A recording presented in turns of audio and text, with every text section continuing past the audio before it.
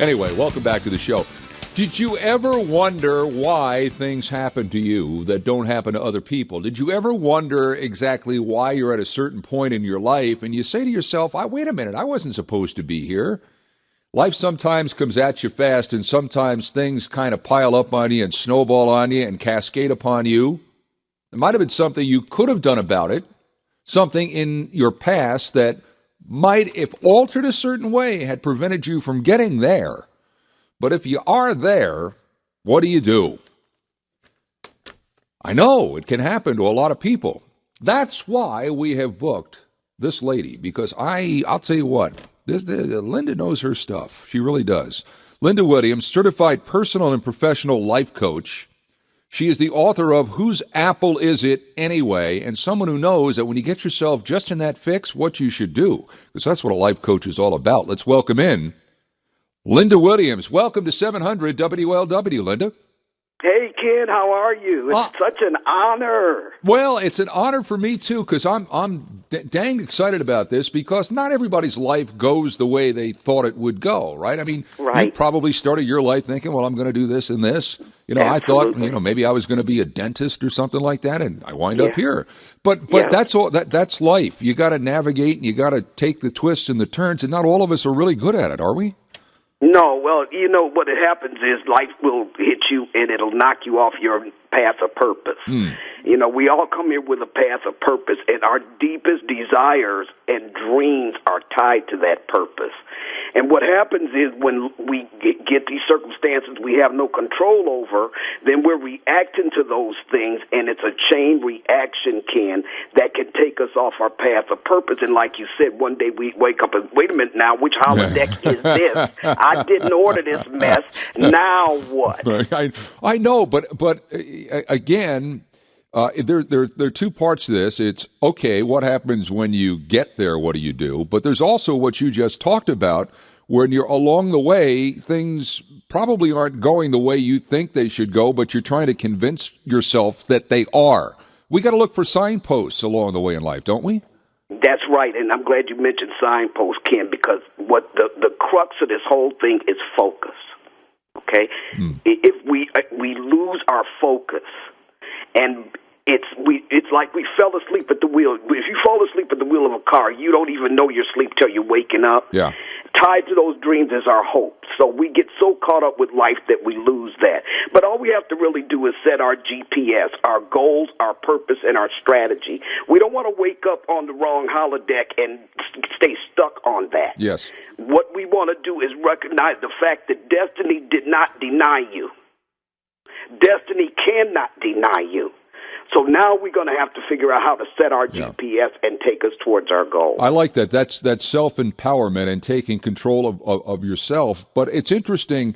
I know a lot of people in life that set goals and have a career in mind and a purpose in mind when they're 21. And I know other people that really didn't get there till they're 40 and 41, and they've each had success. Is it important, in your opinion, to know exactly what you want to do at an early age? No, that's one thing that threw me off going to college. What do you want to be? Well, I'm throwing out some junk. I have no darn clue. And I'm glad you mentioned that, because one of the most important things we can do as educators is to tie people to their natural purpose and destiny. Now, all of those things are not lost. You're learning lessons, you're gaining new skills.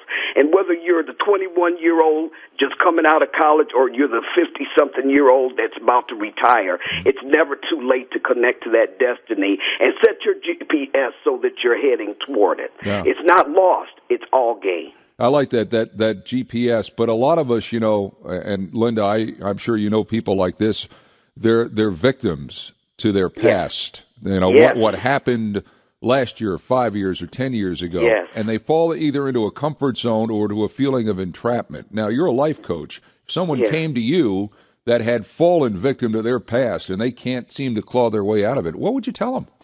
First thing I tell them is, we're back to this GPS thing. Yeah. Where is it that you want to be? What's it going to take for you to get there from here? And let's deal with the challenges realistically and proactively so that when you run into that challenge, you already have your game plan. So you got to prepare to meet what demons there are along the way. And it sounds like right. This GPS that you're talking about, those are the things that you can tap into when something from 5 or 10 years ago smacks you upside the head. Yeah, let me tell you about a guy I just read about, Ken.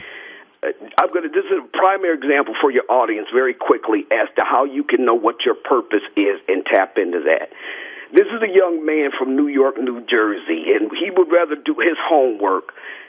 He would rather not do his homework. He was listening to WABC AM, people like Dan Ingram, Marvelous Marty Glickman, Marv Albert. He tied into his purpose. He knew that was something he wanted to do. He couldn't have known at that point in his life, Ken, that he would wind up replacing Glickman down the line. Who? Who are we talking about here? I'll tell you his name in a minute, okay? All right? He couldn't have had a clue. I'm telling you this.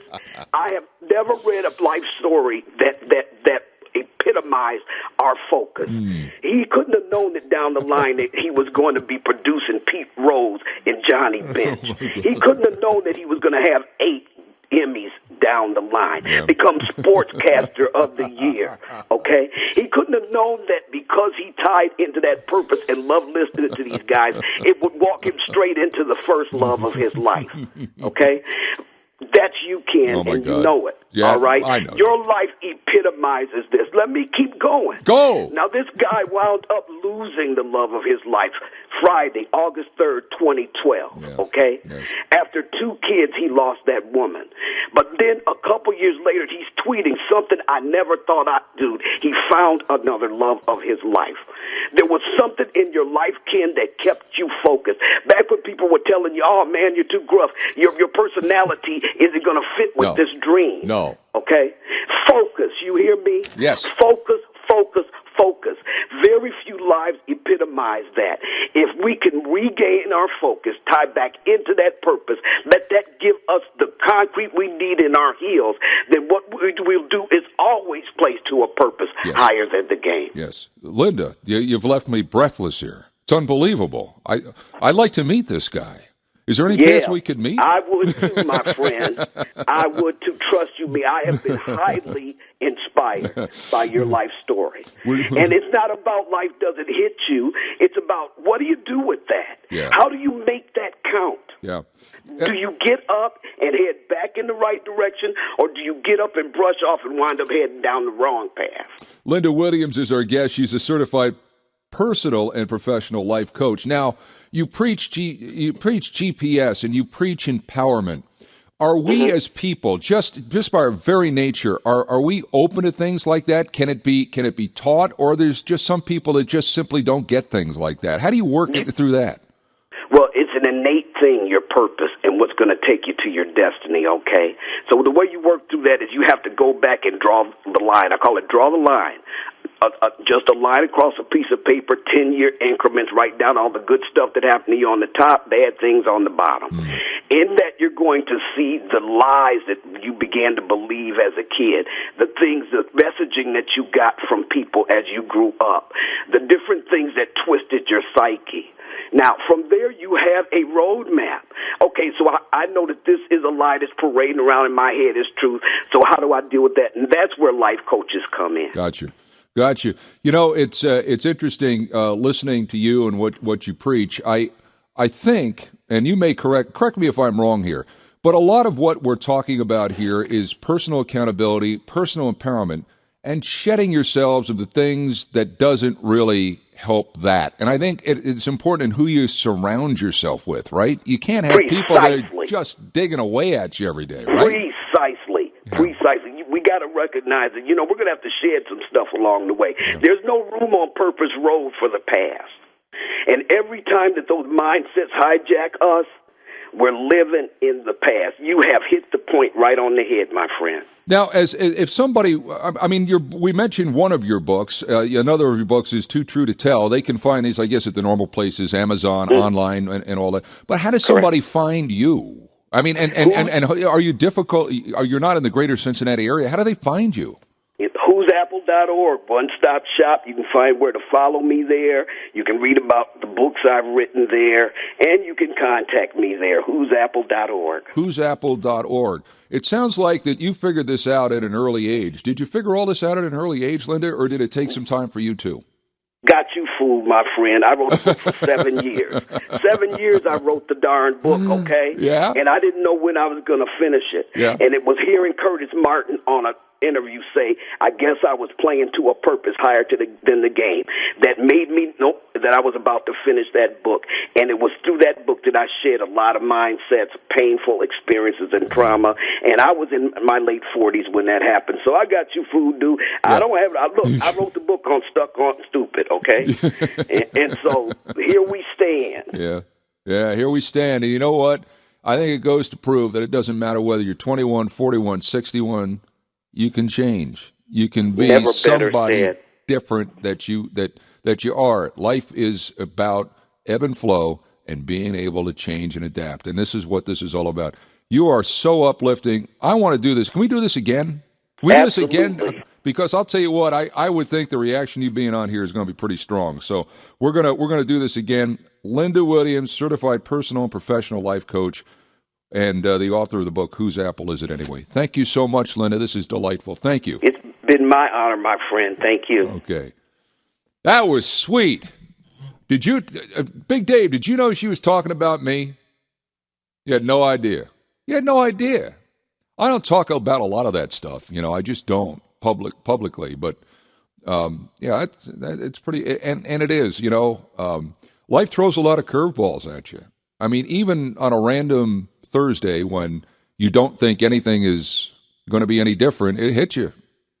You get up in the morning, think it's going to be, and maybe it isn't. But if you don't have, and what she said, GPS, guideposts along the way, or a beacon that you can stay true to.